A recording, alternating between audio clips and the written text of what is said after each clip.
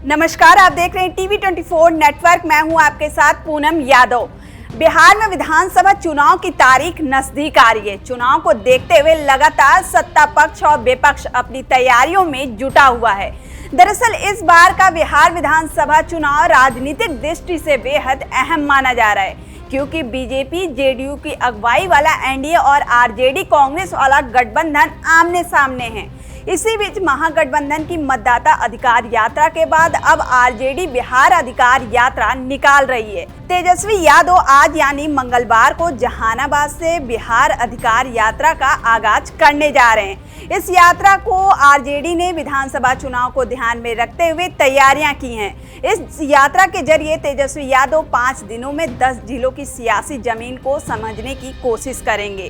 तेजस्वी यादव अपनी इस यात्रा की शुरुआत जहानाबाद से शुरू कर रहे हैं और 20 दिसंबर को वैशाली में समाप्त करेंगे। ये यात्रा विधानसभा चुनाव से पहले तेजस्वी यादव की सियासी माहौल बनाने की रणनीति मानी जा रही है।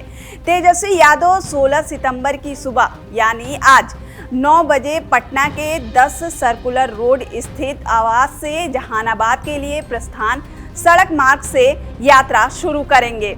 बेरोजगारी, पलायन व किसानों के मुद्दों को उठाते हुए सरकार को घेरने की कोशिश भी करेंगे। वहीं अपनी इस यात्रा से जुड़ी जानकारी तेजस्वी यादव ने सोशल मीडिया पर शेयर किया है।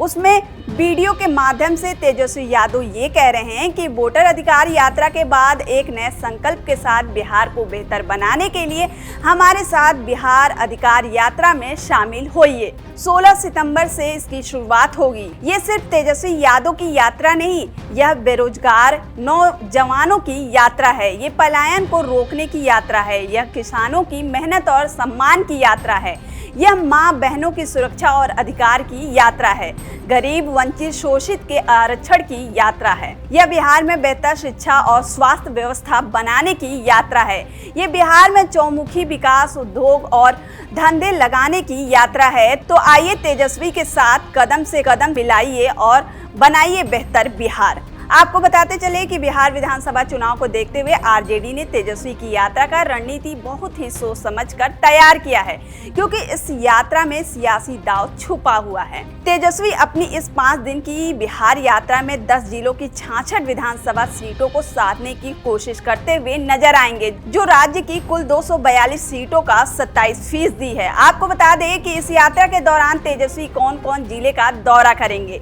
तेजस्वी यादव जहानाबाद के गांधी मैदान से बिहार अधिकार यात्रा शुरू किए हैं। इसके बाद नालंदा, पटना, बेगूसराय, खगड़िया, मधेपुरा, सहरसा, सुपौल और समस्तीपुर होते हुए वैशाली पहुंचेंगे। वैशाली में यात्रा का समापन होगा। इस दौरान तेजस्वी यादव लोगों के साथ जनसंपर्क और जनसंवाद करते हुए नजर आएंगे। इस यात्रा में बिहार के सियासी माहौल को आरजेडी के पक्ष में बनाने की रणनीति मानी जा रही है।